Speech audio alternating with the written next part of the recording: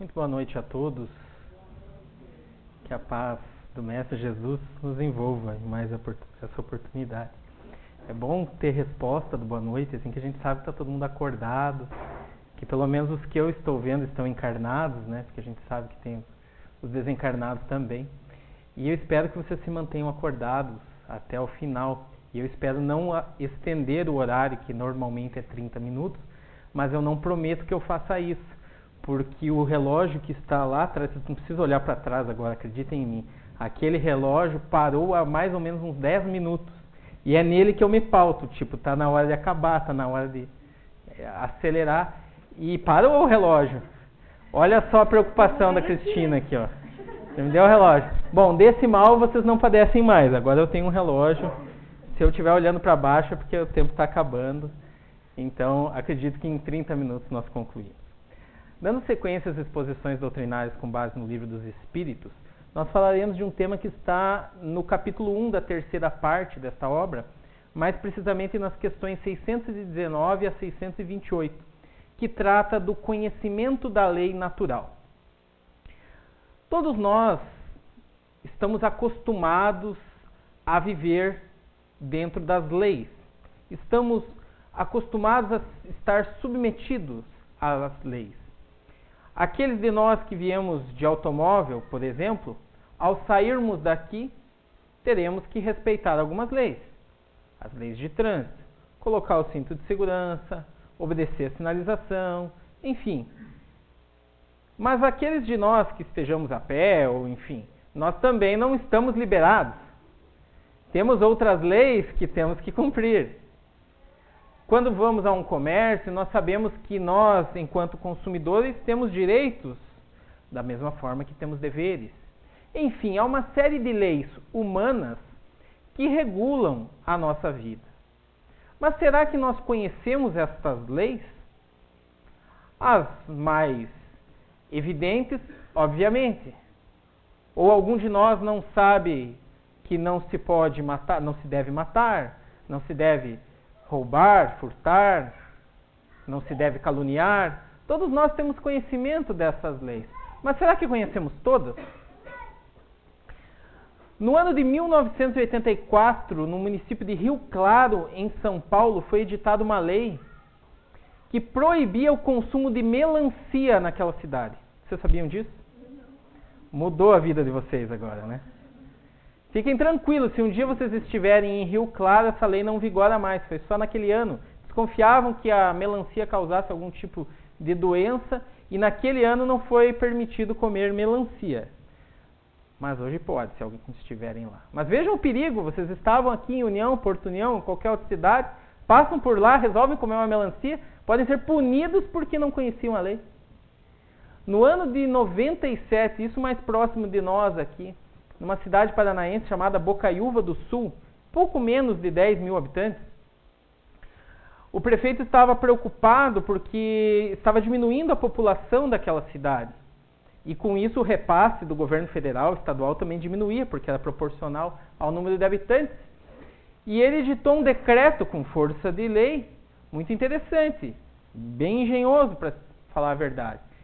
Ele proibiu as farmácias de venderem anticoncepcionais e preservativos. Ele queria aumentar a taxa de natalidade da cidade e com isso combater o mal da evasão de munícipes. Não durou nem 24 horas, mas caso um de nós estivesse lá e comercializasse um preservativo, um anticoncepcional, poderíamos ser punidos. Parece coisa de cidade pequena, ou nem tanto, mas há uma lei federal muito curiosa, a Lei de Crimes Ambientais, que prevê punições para quem desrespeita aquela lei, maltratando o meio ambiente, os animais. Mas tem uma disposição muito curiosa, que aumenta a pena se o crime for cometido no domingo ou num feriado. Tem justificativa, porque nesses dias tem menos fiscalização, menos patrulhamento, então eles querem desestimular que se cometa isso. Mas olha, duvido que vocês sabiam, eu não sabia que se a gente cometer um crime desse, tomara que não, nem em dia de semana, nem em final de semana, mas num dia de semana, num domingo ou feriado, a pena é maior. E não é só no Brasil que tem essas leis esquisitas, para a gente falar o mínimo. Na França, até hoje, uma lei de mais de 200 anos, é proibido dar o nome de um porco de Napoleão. É ofensivo à memória do antigo imperador. No Japão tem uma lei que devia ser aplicada no Brasil. Se o motorista passa numa poça d'água e molha um pedestre, ele está sujeito a uma multa de aproximadamente R$200. Essa é esquisita, mas podia ser colocada em prática, né? Na Austrália, em uma cidade chamada Vitória, nada a ver com União da Vitória, só eletricistas podem trocar lâmpadas. Olha só, é uma reserva de mercado interessante, mas você não pode trocar uma lâmpada da sua casa e você pode ser punido se o fizer. Todas essas leis mudaram a vida de vocês, né? Agora, voltando para casa, eu tenho certeza que vocês viverão diferente sabendo disso. Óbvio que não, porque cada uma dessas eu citei só as mais curiosas e as que eu tinha certeza que quase ninguém sabia. Se alguém sabia essa da melancia, sabia? Ainda vale? Não, não vale, valeu um dia só. Somente um dia, imagina, né? Um dia e já foi muito, isso foi em 1997. Óbvio que não é para menos. Né? Óbvio que não vigora mais essa lei e algumas dessas também. As do exterior ainda vigoram até hoje, eu me informei. Mas essas leis, obviamente, como eu falei, não mudam a vida da gente. Mas será que se uma lei é importante, é necessário que a gente a conheça? É necessário, porque se eu for morar lá em Vitória e trocar a lâmpada, em Vitória, na Austrália, e trocar a lâmpada, eu posso ser multado por simples desconhecimento da lei. Se eu passar numa poça no Japão e atingir um pedestre, eu posso ser autuado por não conhecer uma lei. E as consequências não são tão graves. Mas eu serei punido, serei responsabilizado por uma infração à lei. Então é óbvio que as leis mais importantes, aquelas que mexem com a nossa vida, nós temos que conhecer. E aí a gente chega no tema de hoje, que é a lei divina ou lei natural. Será que ela é importante a ponto da gente tentar conhecê-la, compreendê-la e tentar cumpri-la? Antes, é bom a gente diferenciar, porque lei divina ou natural é toda a lei da natureza. E algumas dessas leis são as leis da física, a lei da eletricidade, da gravidade, e essas nós não vamos nos ocupar, deixamos a ciência que o faça. Muito bem. Mas há uma série de leis que nós chamamos de leis morais. E essas nós julgamos que elas são razoavelmente importantes. Razoável é bondade minha. Porque olha o que os Espíritos dizem na questão 614 do Livro dos Espíritos. Eles dizem que a lei natural é a lei de Deus. E que esta é a única verdadeira para a felicidade do homem. E indica-nos o que devemos fazer ou deixar de fazer. E nós, seres humanos, só somos infelizes quando desta lei nos afastamos. É a única lei importante para a felicidade do homem. Quando nós nos afastamos dessas leis, somos infelizes. Será que é importante essa lei? Esse conceito une todos nós, espíritas, católicos, evangélicos, budistas, sem religião, une qualquer pessoa do mundo porque, embora cada um de nós busque a felicidade de formas diferentes, todos queremos ser felizes. E o que os Espíritos estão nos apresentando é que, toda vez que nós infringimos essa lei, nós somos infelizes. Isso é importante. Nós precisamos conhecer essa lei para poder segui-la. Porque aí está o primeiro destaque desse conceito. Porque os Espíritos dizem que ela nos indica o que devemos fazer ou deixar de fazer. Isto é, não é uma lei compulsória, obrigatória. Ou seja, eu posso escolher entre cumpri-la ou descumpri-la. Façamos um paralelo, uma comparação com as nossas leis humanas. Eu posso roubar alguém? Não. Vocês estão duvidando de mim? Vocês não me conhecem, pessoal. Eu não devo. Mas apesar da minha forma física, eu acho que eu ainda consigo, se eu tentar. Alguém distraído, em menos forma física do que eu, de preferência manco, para não correr atrás de mim, óbvio. E eu consigo, mas eu devo fazer não, por 2 motivos principais. O primeiro, porque eu sei que é crime. Eu sei que é crime, que eu posso ser punido, que está no Código Penal brasileiro. Mas não fosse isso, há um outro motivo muito importante. Algo dentro de mim diz que é errado. Algo dentro de mim, quando eu vou cometer esse ato, diz, eu não devia fazer isso. Às vezes eu não obedeço esse algo que está dentro de mim, que logo nós vamos falar do que é. Mas eu tenho esse alerta. Então, eu tenho um alerta de fora de uma lei humana, dizendo que eu não devo fazer, e há um alerta de dentro de mim que diz que eu não devo fazer. Mas a escolha entre cumprir ou descumprir a lei é minha.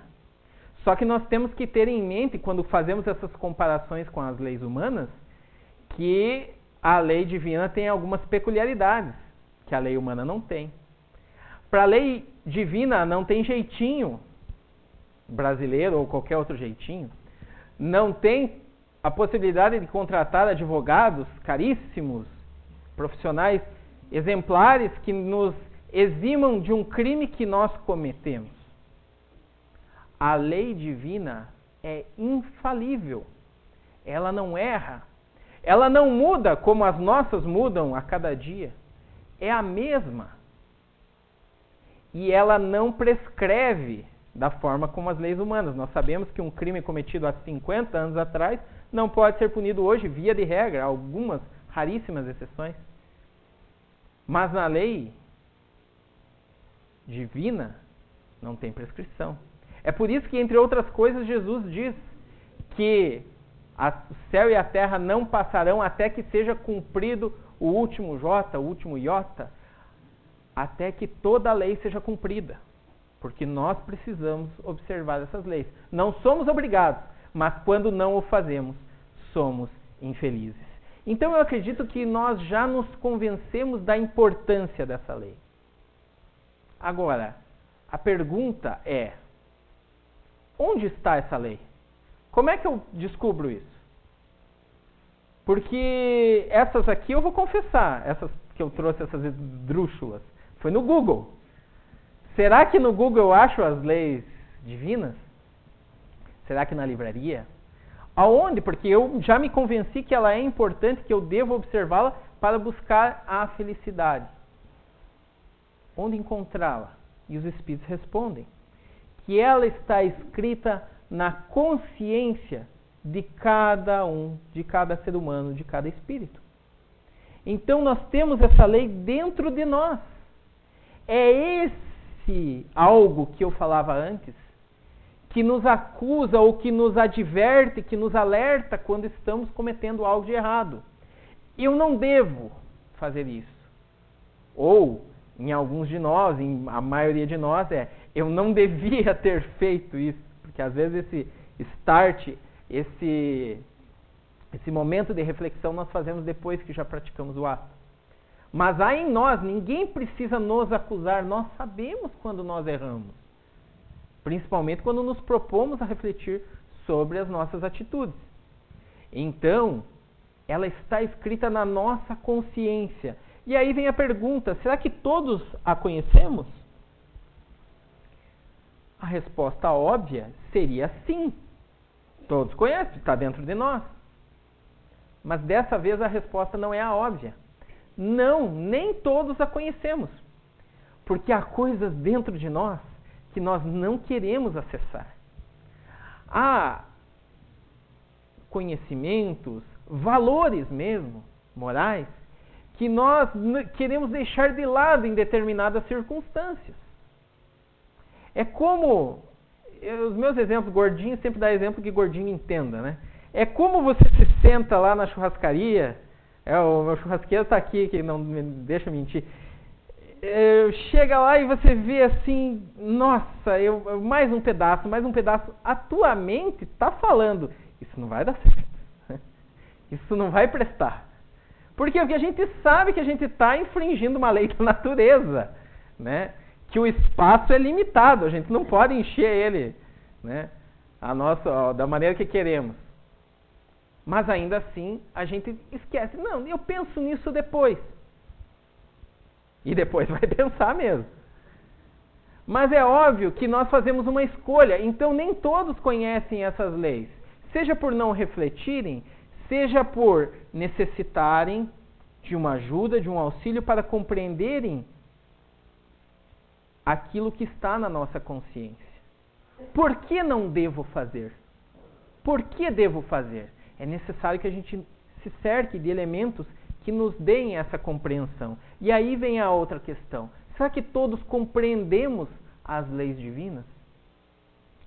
E os Espíritos respondem, não, nem todos a compreendem.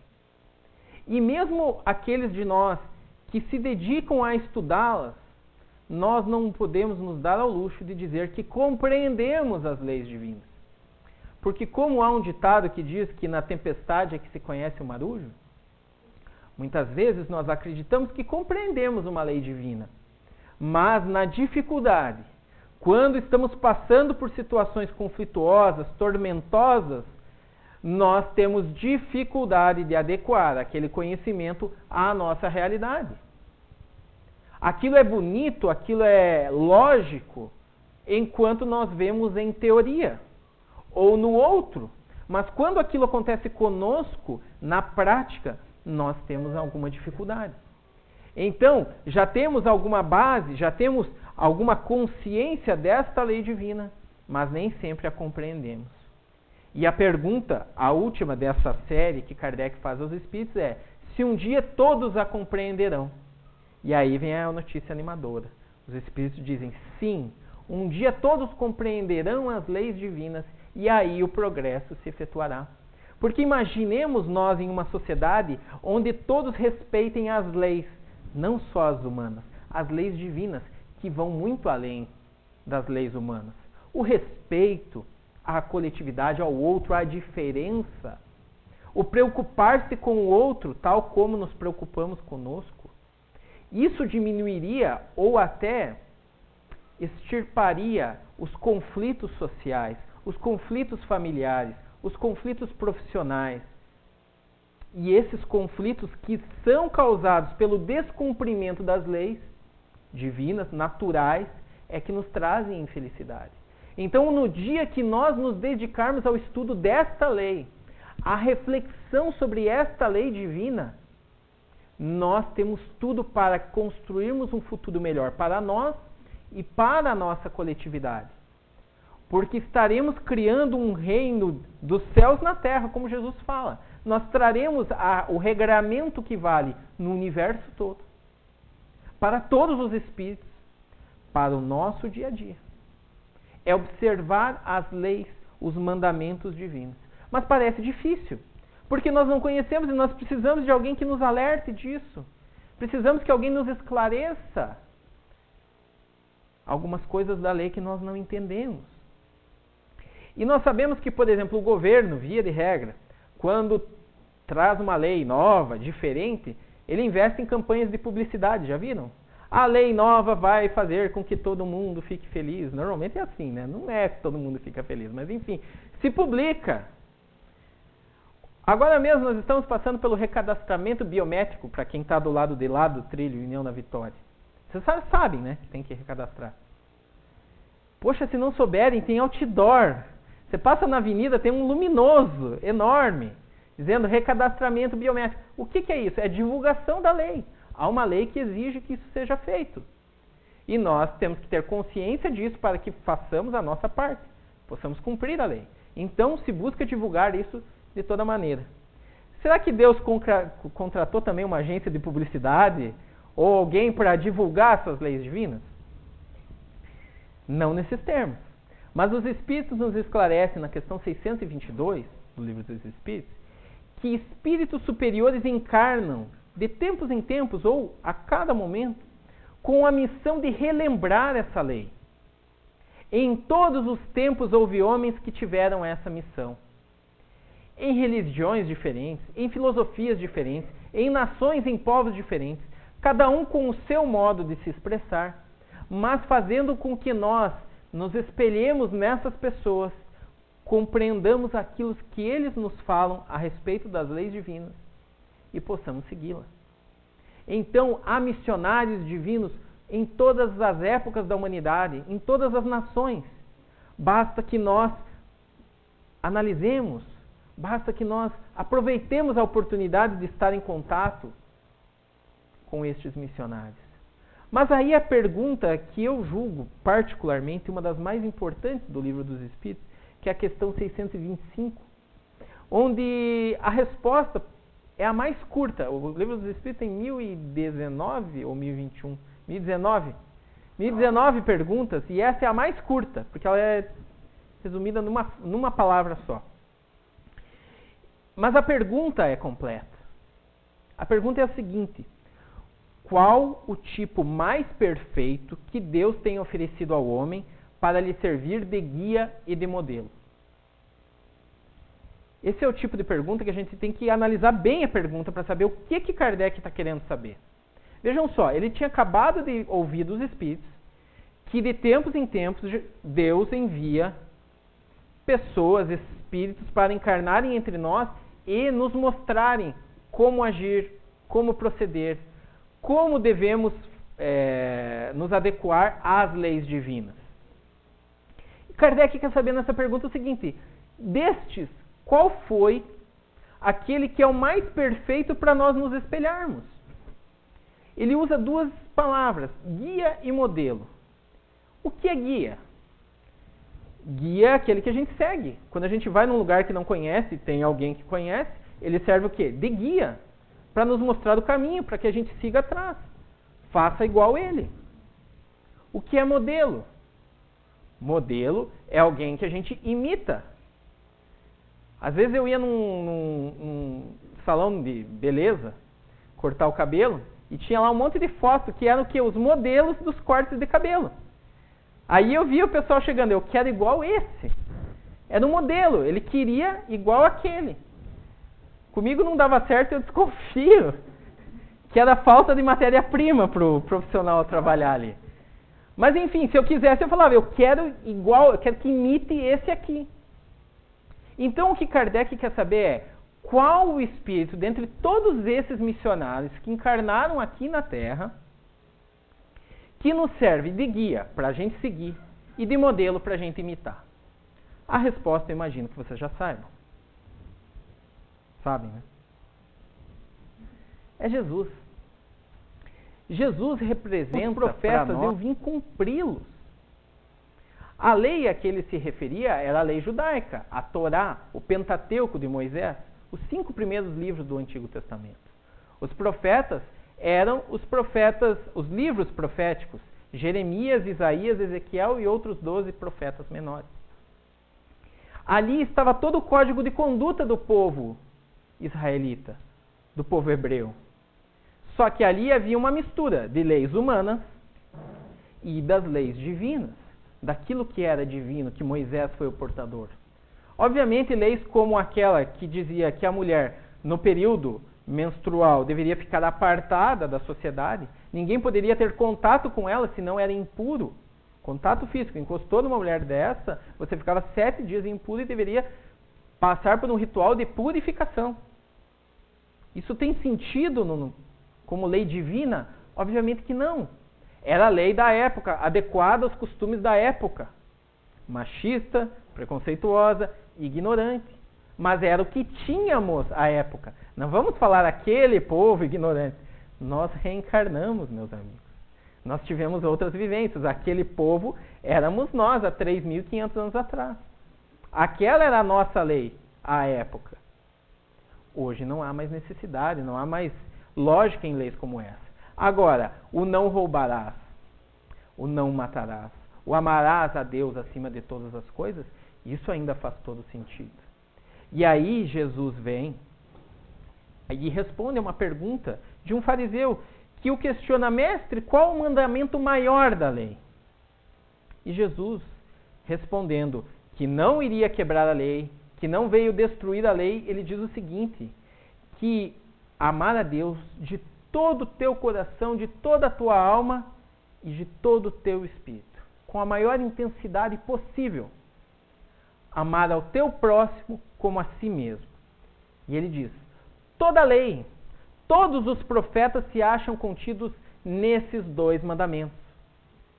Isto é, tudo aquilo que o povo hebreu àquela época observava, ele disse: tudo isso que vocês têm pode ser substituído ou pode ser resumido em amar a Deus acima de todas as coisas e ao próximo como a si mesmo. Esta é a lei que Jesus veio nos apresentar. É a lei do amor. É fácil. Nós temos dificuldades para amar aqueles que nos são mais próximos, quando eles nos contrariam, quando eles nos aborrecem. Imagine amar o mundo todo. É possível? Sim. Porque quando os Espíritos nos apresentam Jesus como modelo a ser seguido, é porque nós podemos alcançá-lo. Senão, não teria sentido um modelo que a gente não pode chegar. Ou eu vou lá na barbearia, eu não, né? Alguém com mais matéria-prima capilar, chega lá e fala: eu quero um corte igual a esse. Então, vamos fazer. Ou vai estar um lá que não, esse aqui ó, não pode, a gente coloca para bonito aqui, mas esse aqui não dá para fazer. É só nessa pessoa. Jesus disse, no Evangelho de João, capítulo 14, que as coisas que ele fazia, nós seríamos capazes de fazer e muito mais, se obedecêssemos os seus mandamentos e tivéssemos fé.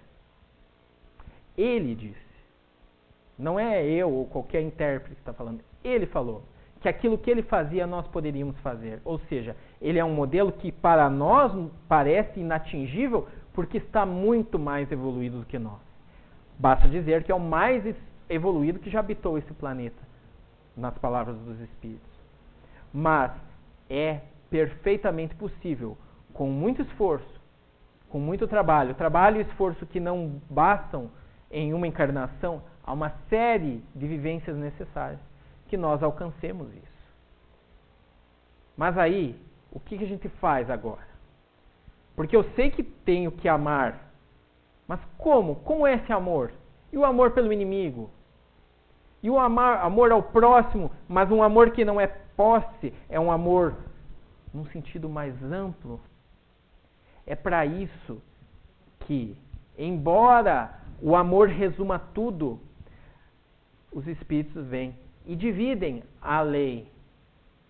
Ou melhor, Kardec, a partir do ensinamento dos Espíritos, divide essa lei em 10 leis menores, por assim dizer. Onde a lei de justiça, amor e caridade é a maior, mas há várias outras que nos facilitam o entendimento e o cumprimento das leis. Porque não basta uma lei vaga. Imaginem, os senhores, que o Código de Trânsito poderia ter um artigo só. Seja um motorista consciente, cuide dos demais componentes do trânsito e respeite a sinalização. Tem mais de 200 artigos do Código de Trânsito, mas se tivesse isso e todo mundo respeitasse, estava valendo. Mas a gente precisa, como diria um personagem de um programa, a gente precisa das coisas nos mínimos detalhes. Precisa que tudo seja muito bem explicadinho. Porque senão a gente, dentro da nossa criatividade, vai burlando. Então, por exemplo, furtar é crime, roubar é crime? É. E furtar sinal de TV a cabo? O popular Sky Gato. É ou não é? Aí vai ter gente dizendo, não é, não estou tirando de ninguém, não estou subtraindo, o sinal está ali voando no ar, eu estou me apropriando. A criatividade, né, ela é muito grande.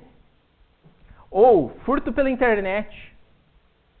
O nosso Código Penal de 1940, não tinha internet nem computador. Como prever algo disso? Tem que, então, o legislador toda hora. É crime furtar sinal de TV a cabo. É crime fazer furto pela internet. É crime compartilhar imagens sem autorização. Compartilhar, o que é compartilhar imagens? Há 50 anos atrás era desenhar uma imagem e sair distribuindo. Hoje não. Então, a lei tem que ir se adequando, por quê? Porque nós precisamos das coisas nos mínimos detalhes. E pensando nisso, os Espíritos vêm e destrincham essa lei. E esse, aliás, será o tema, eu acredito, do próximo semestre, quiçá ano, nas quartas desta Casa Espírita. Onde falaremos de cada uma dessas leis, das nuances, dos detalhes, de como proceder de acordo com as leis. Mas, para nós encerrarmos, porque no relógio da Cristina já deu meia hora aqui,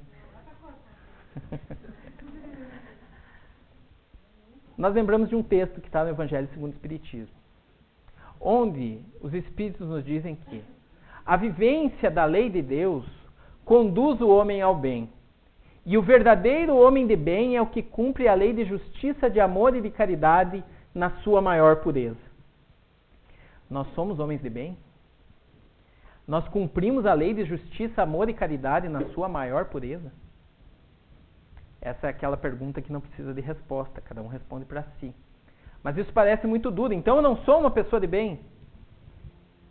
Eu acredito que somos projetos de pessoas de bem. Projetos de homem de bem. Porque quando vamos tendo consciência disso, nós vamos direcionando os nossos esforços para isso.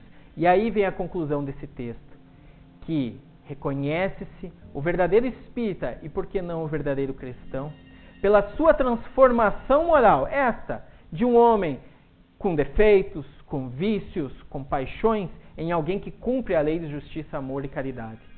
Mas também, e principalmente, pelos esforços que emprega para domar as suas más inclinações.